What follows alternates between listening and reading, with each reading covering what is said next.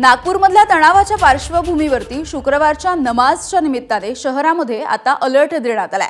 नागपूरमध्ये मशिदींच्या बाहेर सध्या कडेकोट अशी सुरक्षा व्यवस्था आहे। नागपूरमधल्या चौकांमध्ये पोलिसांचा जागता पहारा आहे। नागपूरमधल्या अजूनही काही भागामधली तणावग्रस्त स्थिती बघायला मिळते।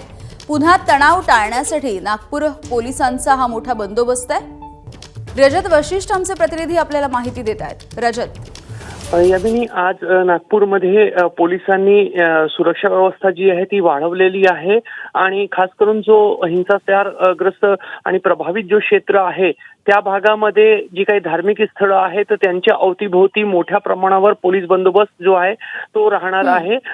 आज शुक्रवार असल्यामुळे परिसरातील काही धार्मिक जे स्थळं आहेत त्या ठिकाणी मोठी गर्दी येईल आणि त्या अनुषंगाने काही अनुचित प्रकार होऊ नये, दोन्ही समुदायाचे लोक पुन्हा एकामेकासमोर येऊ नये यासाठी एक दक्षता म्हणून हे उपाय जे आहे ते योजले जात आहेत।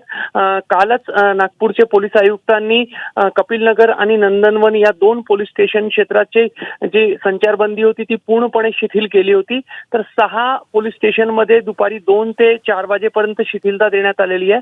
मात्र कोतवाली, तहसील आणि गणेशपेठ या 3 पोलीस स्टेशन अंतर्गत कुठलीही शिथिलता जी आहे ती अद्याप देण्यात आलेली नाही आणि खास करून जे प्रभावित क्षेत्र होते ते या 3ही पोलीस स्टेशनचे अंतर्गत होते। त्यामुळे या 3 पोलीस स्टेशनमध्ये शिथिलता देण्यात आलेली नाही आणि आज शुक्रवार पाहता संपूर्ण परिसरामध्ये कडेकोट बंदोबस्त जो आहे तो पोलिसांकडून आणि पोलिसांचे जे वेगवेगळे पथक असतात त्यांच्याकडून लावण्यात आलेले आहे। अगदी रजत, धन्यवाद माहितीसाठी।